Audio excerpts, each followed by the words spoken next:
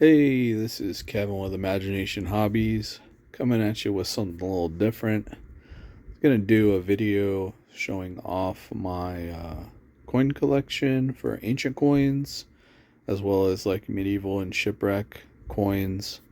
I'm gonna do it where you can actually see them outside of the little containers and cases that I have for them, kind of like shown here.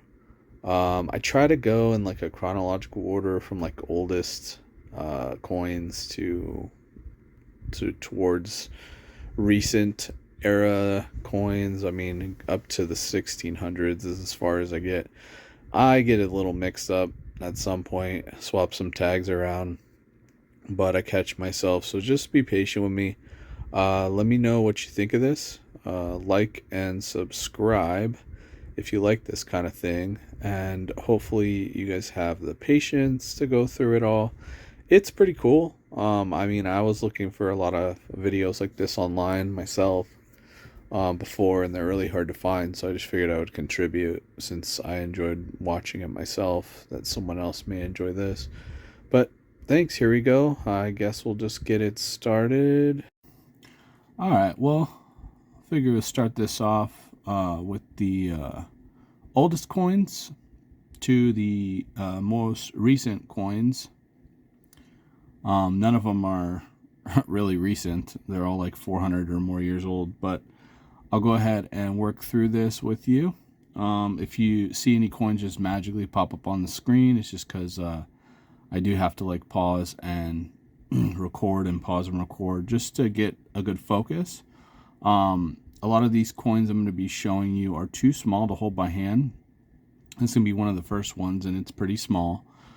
So keep that in mind. I'm going to have them on a post, and I'll also try to show you the measurements as well of these coins so you can get an idea of how small or how big they were. This first one up is a hecte from Halicarnassus. It's from 510 to 480 BC, and it was graded in extremely fine condition by NGC. And let me show you the coin. So here's the coin. Try to show you the measurement of the coin. So that coin is 10 or 11 millimeters. For people who understand inches, it's a lot smaller than an inch. But this coin is a hecte depicting the head of Ketos, who's like a god. It is a sea serpent god that Poseidon sends off to do his bidding. He's been sent to take people out before, sink ships, strike fear in the hearts of others. And so this is the head of Ketos, facing right, with pointed ear and a pinnate mane. He has a long snout, and his mouth is opened with a protruding tongue. This is a really cool coin. It's got some thickness to it, if you pardon the mineral tack here. It's a pretty thick coin for how small it is. I wonder if I don't know if it's possible to measure the thickness for you, but you know, it's a good 3 millimeters thick. And so this is a really cool coin. I'm going to go ahead and flip it around for you now. So this is the reverse. The other side is considered the obverse. Now this reverse, it's hard to quite tell what's going on in there. It's an incus. It's got 4 lattice concave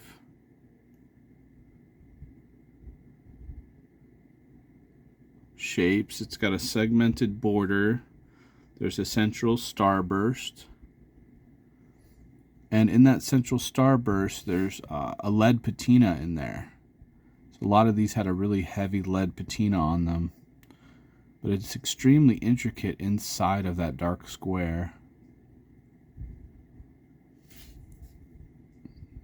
hard to show, but really cool. And as far as like value goes, now value's hard because a lot of these things have different values based on their weight and the area in which they're in, and then they're also on different denomination systems. Now this is pretty old, so this is like close to when they were on the like drachm scale, tetradrachm scale. There's also like staters as well. I think this, you know, if I had to guess, which it would only be a guess, this would be like half of a stater. A little bit bigger than half of a tetradrachm or tetradrachm or tetradrachma. I'm sorry, a little bit bigger than a little bit bigger than half of a drachm, or drachma. So 1 drachm or drachma is what I'm referencing. A tetradrachma is like 10 of them. So this is a little bit bigger than half of 1 drachma, probably the size of half of a stater. Sorry about the mix-up, but let me go ahead and move on to the next coin. This coin is by far the smallest coin that I have. The last coin was a Greek, considered Greek coin, or within the Greek provinces of control. And this is also Greek. Almost all these will be Greek moving forward, unless I say differently. That way you have an understanding of like where they came from. What this is depicting is a bird with 2 pellets, and this is 1/48th of a stater. This is a very small coin, very thin coin. I'll try to measure it for you so you get an idea. It's only about 5 millimeters. For reference, that's about the size of the metal tip on a ballpoint pen. The whole metal piece, not the ball, but the metal piece at the tip of a pen. And then thickness, it's only 1 millimeter thick. For those of you that don't understand centimeters, this is what it looks like compared to an inch. It's 3/10 of an inch or something like that. And this coin is arguably, you know, as old or maybe even older than the last one, but I can't be for sure about that. So I showed this one second. This isn't a graded coin. I don't have it graded or anything like that.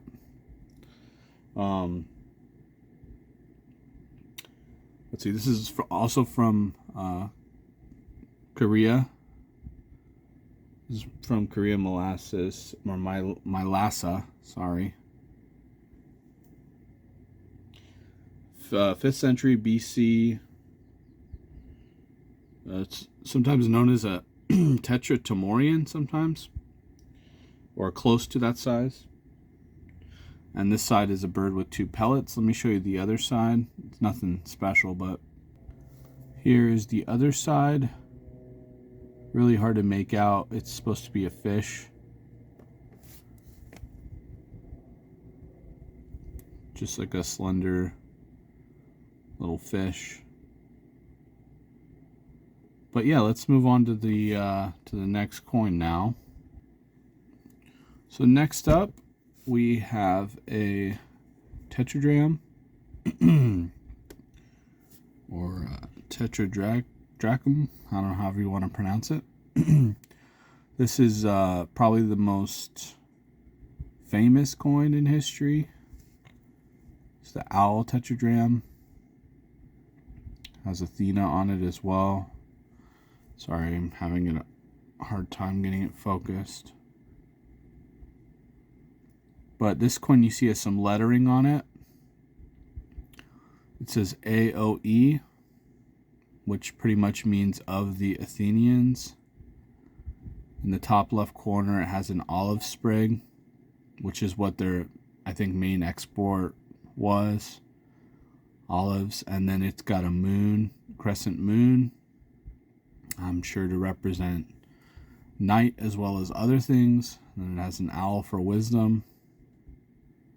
This is Athena's owl. And this is from 440 to 404 BC. 17.9 grams. At one point I weighed all the coins, but I don't have the measurements handy. Let me show you the size of it. So that's the size of it in millimeters. About 25, which is about 1 inch exactly.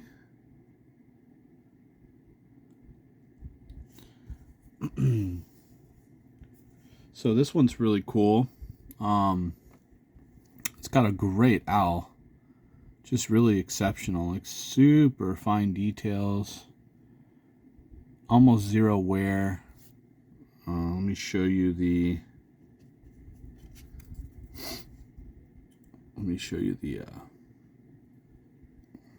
tag for it.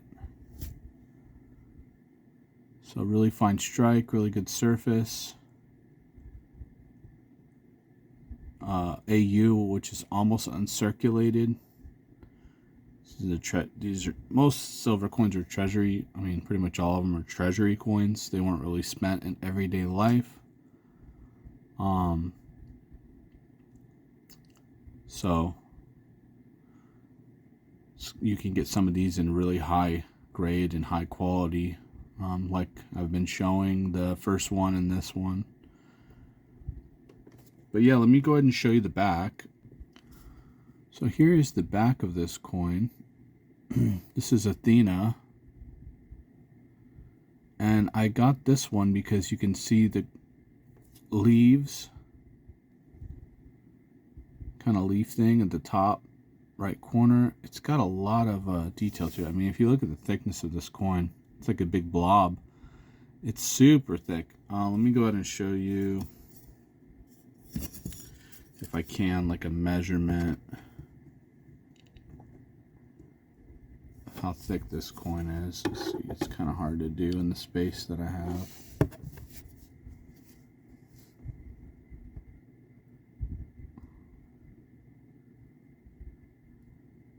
Yeah, so it's like 5 to 6 centimeters, millimeters thick. You can see this is like kind of pushed in and this is kind of bubbled out. And that's how they were. And she's got all sorts of details on her crown here, her helmet, and her hair. And that crest, you can see the top of it. And then you can see it like coming down here as well. So it's almost a full crest, just has some wear right here, or just it didn't quite punch all the way on the planchet. So it's not a full crest, but cool nonetheless. Let me show you the next one, which is another one, but it's different. Here is the little card from NGC for the next one that we're about to see. It's 0.02 grams lighter than the previous one. Same strike, same surface, same quality. Here's a coin. So you can see this one is struck more to the right and higher. And so if I show you the other one with it, you see this leaf here that I'm pointing at. It's kind of non-existent on the example to the left. It was struck too far up and to the right. But you see more of the crest. You get the back of the crest, which is what this coin is kind of missing. You get the top leaf on this right coin, which this one's kind of missing. And then on this one, you don't get quite all the detail at the bottom here by my thumb. All that beading and braiding or whatever's going on down there, you don't quite get that on this one. But you do on this other one I have. See all the little beading and beadwork, and I'm not sure what, it's like a collar. I'm not sure exactly what that is. You see your earring pretty well. So this one's really cool. This one is about 1 inch as well, which means it's going to be about 25 millimeters as well. And then let me show you the back of this one. So here's the back. Here's the owl. Really nice owl again. The E is cut off a little bit, but you still get that dot in the middle of the O, which is cool. If I try to compare the other one, you can see that the owl on the right is a bit bigger. It's got a bigger body. The head is probably almost the same size. It's got a little bit fatter of a body, and it's got better lettering. And so both these owls are just really exquisite. They're really nice owl reverses. Sorry. The reason why I got this one is the first one I saw. I was like, wow, it's got a really good owl. It's got, really cool other, obverse. I don't have one yet, so I grabbed this one, and literally the next day I saw this owl, and I thought this one was better. I found it more intriguing to myself. And then it had kind of all the features that the other half was missing, like the top of the crown and the top of the crest. And so I was like, well, why not get this one too? So now I can kind of show two subtle differences between them. And I have all the features of Athena now on that, because with those coins, what they did is the owls tended to fit, but the Athena heads never fit. They were like too big of a design for the planchet used, and so there's always some of Athena that doesn't quite get captured all the way, unless it's a really squished strike. Then you have a full Athena crest and everything. It's just really, really hard to get all the details on it, and even ones that are full crests sometimes don't have all the details. Anyway, let's move to the next coin. Okay, here's the next coin. This is the head of a Nemean lion. This is the scalp of it.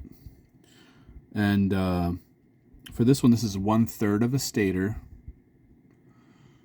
And you'll see a stater next, how big a stater is. But this is 1/3 of a stater.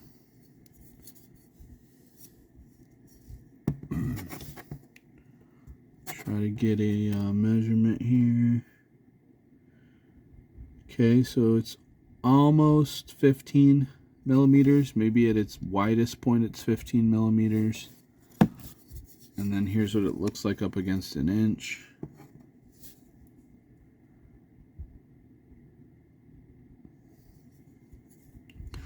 And this one is from the Dynasts of Lycia. And it looks like it's from 390 to 375 BC. It's got a lion scalp on this side. And then let me show you the other side. Actually, let me just show you the tag. And then I'll show you the other side. This is a very fine condition coin, graded by NGC. And then I'll show you the other side. And this is the side with the triskel, or triskellies. I don't know how you'd say it. I think it's called triskells, or triskel. I believe that's the pronunciation. But this is the other side of the 1/3 stater. And that one's really cool. And so the point of the Nemean lion skin is that Hercules skinned a Nemean lion, which became basically like a magical item he would wear, which made him invulnerable. Like the lion skin was indestructible or something like that. Very interesting. All this lore is tied to the Greek mythology, which is where most of our fantasy comes from nowadays. It's just derived from that. I'll go ahead and move on to the next coin, which is Hercules. Now this one doesn't have a tag. It wasn't graded from NGC, but it was bought from a very reputable dealer. Let's see if I can get this to focus. This is Hercules wearing that Nemean lion skin. You could see to the left those lines protruding, like kind of starbursting out to the left. Those are flow lines from when this was struck. This metal was hot. And that is another indicator of authenticity as well when you have that. And so this is a really cool version of Hercules, but really, secretly, it's Alexander the Great. His face is Alexander the Great. This is the first time they dared to put a mortal's face on a coin. But because he was so great and he conquered so much, they kind of gave him a pass. And this is what started, emperors and mortals putting their faces on coins, and why we have presidents on coins today instead of gods. This was kind of the introduction. It got passed off as Hercules, which it is both. But this one's really cool. This one is from 301 to 297 BC. Let's see here. It's from the reign of Lysimachus. So this is after Alexander the Great died. This is probably Macedonian. Yeah, Macedonian, Greek. And this is from the Colophon Mint. And this is Hercules looking to the right with the face of Alexander the Great. Let me go ahead and flip this one over. Now this side is really cool too. See if I can get it to focus. I would like this to focus better. Jeez. Really hard to get this to focus. There we go. So this is Zeus. And he's holding a bird with a pellet falling from its mouth or something like that. Probably a reference to that other coin. Or something, the coins are referencing something else. It's supposed to have a lion to the left, which is that thing that looks like a dog or a cat all the way to the left. The symbol below the chair helps also determine like the mint or the control. And then the bottom, I believe, says Basileos, which is king, I think. And then to the right, let's see here. Let me just look at that real quick. Alexandroi or something, maybe. Maybe that's maybe that's like for Alexander.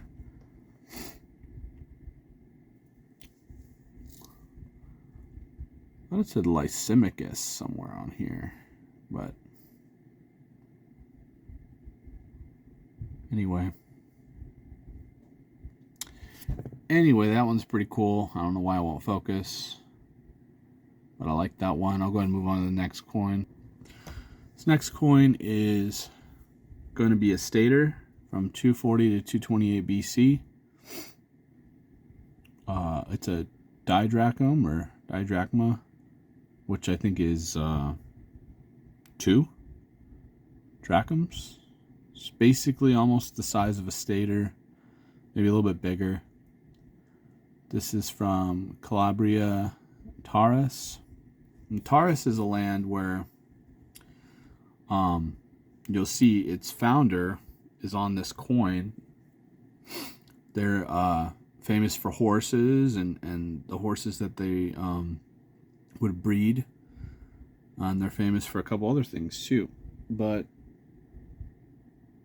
this is it. This is going to be the coin. Let me go ahead and give you a sneak peek at this one. And here it is. This coin series is often known as the Riders of Taurus.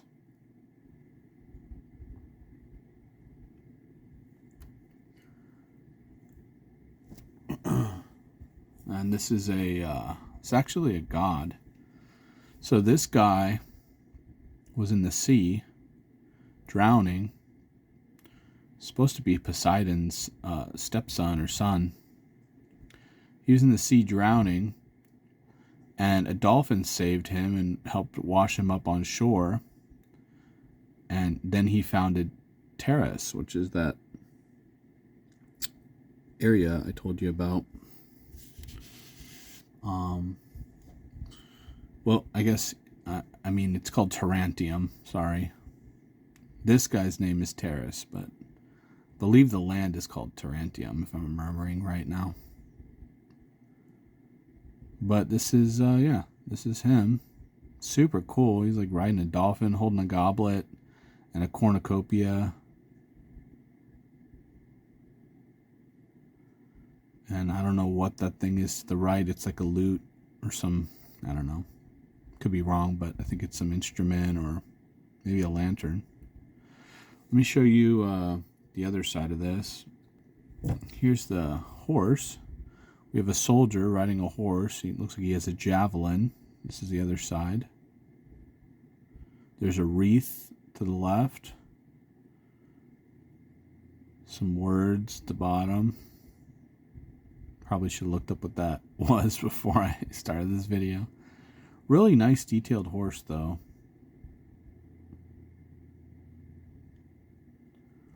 Really cool. I really wanted one of these, so I'm glad that I was able to get a hold of one for a reasonable price. They're very expensive.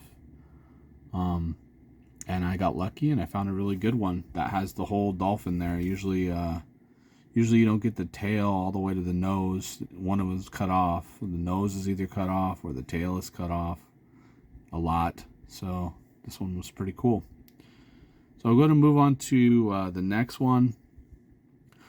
I think technically the next one might be a little bit older than this, but it's kind of changing area. So we're going from like a lot of the Greek states and areas over to Parthia. Actually, before I get to Parthia, let me show you a couple other old coins that I think I might have skipped over here. Yeah, let me show you some more Greek. One second. Here is a Greek tri-hemi-obol. What is a tri-hemi-obol? Well, an obol is kind of a standardized denomination. This is from Mysia. It's got a head of a roaring lion on it. And this is about 11 millimeters. And looks like I think it weighs 1.2 grams. This is a very old coin. I probably should have shown this in the beginning, but oh well.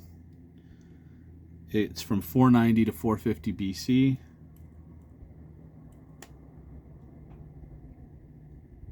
And it sometimes they call these diobols.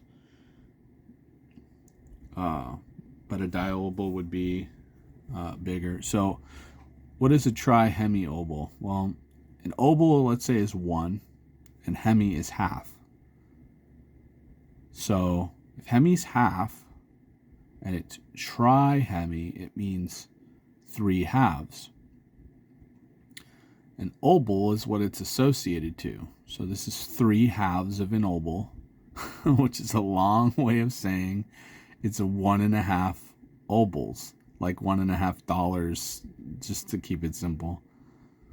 Anyway, let me show you the other side of this. This part's really cool. It's a boar, half of a boar. You see like a wild boar there with its like mohawk.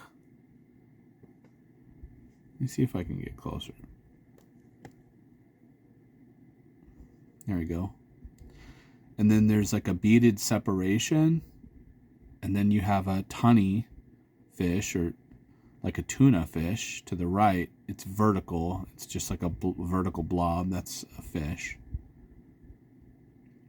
But here's the other side. It's super cool. And I have one more of these as well. It's identical, so I won't force you to go through all this, but it's you know, got the lion on one side, and then it's got the boar on the other. Where's the boar? There's the boar. Just like this one does. Really neat. Anyway, those are the Greeks. I think we're going to move on to Parthia. Here is a Parthian coin. This is much further east. And these guys, even after the Greeks, their ancestors fought against the Romans and pushed the Romans away as well. This probably became part of Persia. But here is Parthian coin. This guy's name is Sinatrucus. And this one is from... Oh, this one's not as old. This one is 93 to 69 BC. It's also a drachm, or drachma. This one is where I believe it'll say Basileus on it. As well on the back. It's from the Reggae Mint.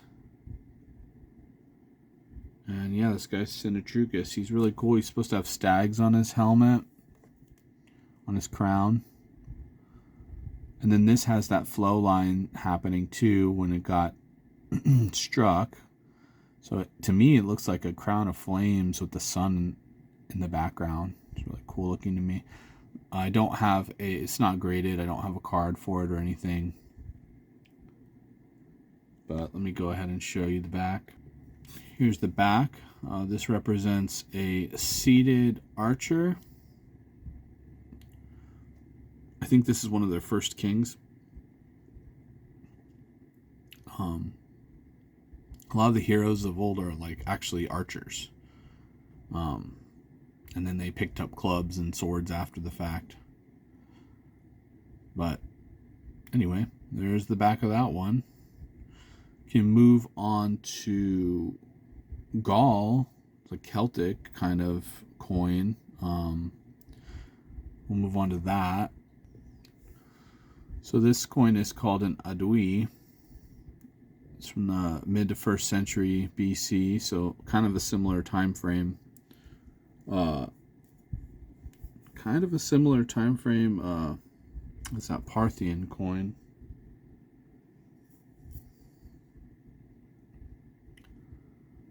This is called a quinarius. And this, I mean, I guess this technically would be like a Gaul coin or a Roman coin.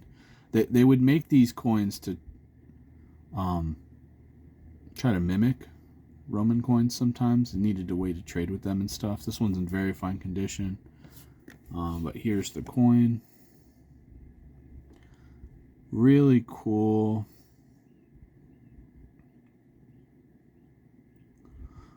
And to me it looked like an astronomy, like star symbol thing with his eye and his nose. It's like a little horse. And ironically, this star little system, I guess, I don't know what you'd call it, I'm not an astronomer, but these 3 little stars, they're called Little Horse. And now I don't know 100% that that's why they made this coin look like this, and that they even were aware of that little star system. But I thought that was serendipitous and kind of cool. And this one was just really cute. I wanted a Gaul coin,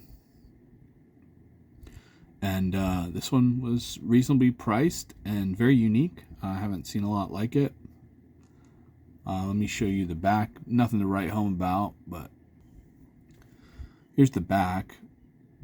It's all completely cut off center and everything. It's supposed to be a head, I think, a face of somebody. And then you see the beading going through the middle. That's supposed to be on the edge of the coin. These are just horrendously off center. I mean, even the other side is off center, but that's why I kind of liked it, because it was down towards the bottom. It looked like a very little horse. And that's the back of it. Next up, we have like a medieval coin. This says Antioch at the top. It's got a little moon with a cross. So we're jumping quite a ways in history. This is like 1,100 years later from that Gaul coin. So this one's pretty cool. Let me show you the, it's called a crusader coin. I believe a denier, is that how you pronounce it?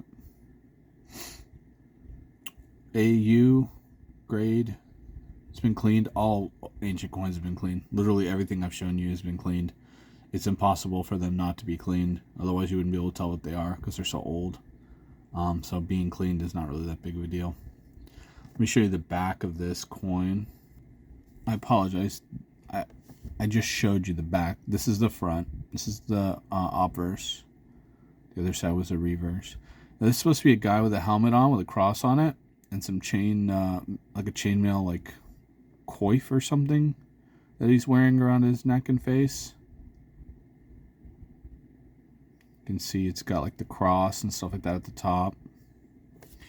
Now, something that's a lot different about these coins versus ancient coins, and they're all ancient, but versus ancient Greek coins, is the thickness. So I'll show you. Like, this thing is like paper thin, almost literally paper thin. It's not even a millimeter. And so a lot of these you'll find they're bent or really jacked up. This one was a really nice one. So you'll see they're bent and then they're bent back. I don't believe this one's been bent though. It's pretty cool though. Anyway, let's move on now from Crusader days and the medieval kind of age to, let's do like the 1600s. Let's look at some Spanish treasure. So we're going to look at this coin. It's a Philip the Fourth. Oh, God. Fourth? I'm freaking really bad at the Roman numerals because I never pay attention to them. This is an 8 real. It's from 1622 to 1665. It's got quote-unquote environmental damage. You know, it's sunken treasure, so it's going to have some environmental issues from salt water or just water in general. It's 27.61 grams. This one doesn't have a like a grade to it. A lot of these don't. Most of them, actually, almost all of them don't if they have environmental damage or they're sunken treasure. But anyway, here's what the coin looks like. It's huge. 8 real is really big. This was what we use for dollars in the US before we had our own way to make our own currency and mint our own coins and stuff like that. This was the most reliable means of monetary system that the world was using around that time. Solid silver from Peru, Bolivia, and these are Spanish coins. the Spanish European Empire. You can see the castle in the top left and the bottom right. You can see the roaring lion in the bottom left towards the center. And the top right has a roaring lion. And then it's all segmented by a giant cross in the middle. And you have some flower pattern around the outside of all that. And then you have a beading string around the outside of all that. Now these are hand cut coins. They're hand chopped to weight. They call them cob coins. I think it's from like the Spanish term like caballeros or something. I don't remember what it means. Like it means like to chop, or I don't know. I'm no historian, but they're all chopped up and they get stamped after the fact, and if the weight is wrong, they sand them down and chop them further, and so all these are very irregular. Let me show you the other side. Here's the other side. This is a big like shield shape with a coat of arms, so to speak, of like the house. There's lions and castles and crosses and all kinds of stuff on this. It's hard to see because it's kind of eroded, but this is a big piece of 8. It's like what they call in movies, pirate piece of 8.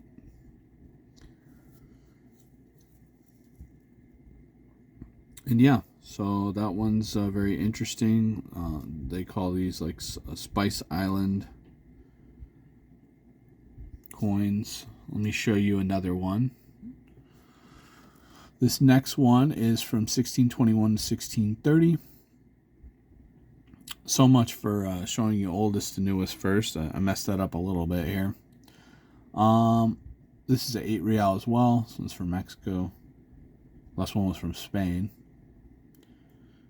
Still Philip the Fourth. It's got the genuine. The other one actually is graded. I just forgot. It's VF details, very fine details. This one isn't graded, but it's genuine. Spice Island shipwrecks. And you know, I think I mixed these two up. So this, the one I just showed you, I did. This one belongs to this tag. Spice Island shipwreck. That belongs to this tag. Now, let's see here. Did a bit of research on this one. I did some research on this coin, and I got this information on the back. It's actually probably from 1625 to 1628, which narrows the range by a few years. Natuna shipwreck. So more specific to, like, you know, the actual boat. It's an area of Indonesia. And the assayer who, like, decides the weight and mints the coins, kind of, right? They're, like, responsible for assessing the weight of the coins and stuff like that to make sure they're regulation. That their initials are OMD, probably. And so I thought that was interesting. Anyway, let's move on to the, like, back. I don't know what we're doing anymore. This one, very fine details. Here's the coin itself that I've been trying to show you. So here is this one. You can see there's some type of assayer mark over here. This one has a lot better details, in my opinion. You can see a lot more of this, like, coat of arms in the back.